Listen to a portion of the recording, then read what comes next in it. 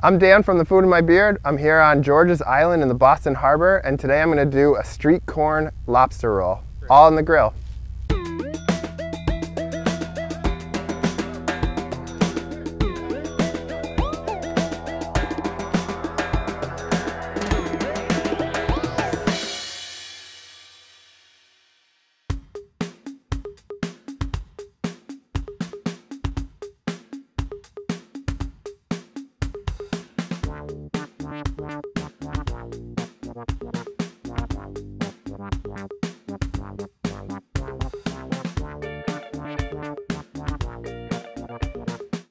I got these lobsters cut in half. We split them right down the middle.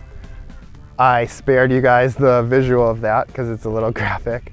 We're just gonna put these lobsters down on the grill, split side first for only about 2 minutes, and then we're gonna flip them and let them sort of like boil in their own shell.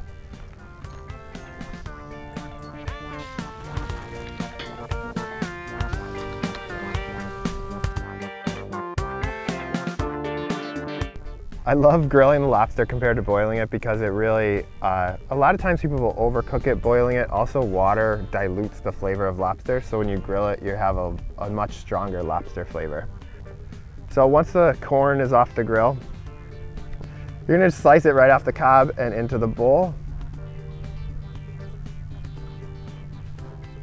And I already took this lobster out of the shells here. I add a bit of mayo here, and it's easy to go overboard because you can stir it and it looks like it needs more, but err on the side of less. Just like a light touch of mayo is great. I have some shredded cotija cheese here, which is common in the street corn. And some cilantro here. I'm just gonna add a few leaves of it.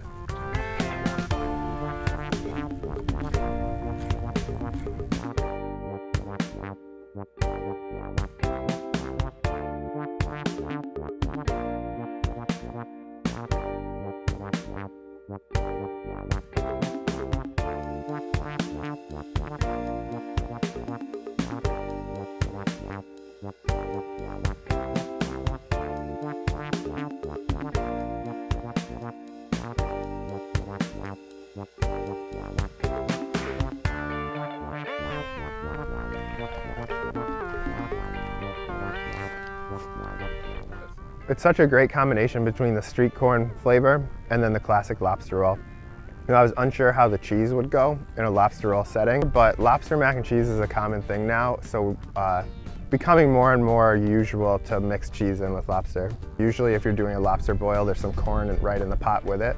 So it all just really makes sense and goes well together. And having the jalapeno, just to have that little bit of a kick in your lobster roll, is definitely welcome for me. Thanks for watching. Make this at home because it's definitely worth it. And if you like this video, make sure to like and subscribe and check back here for more grilling at.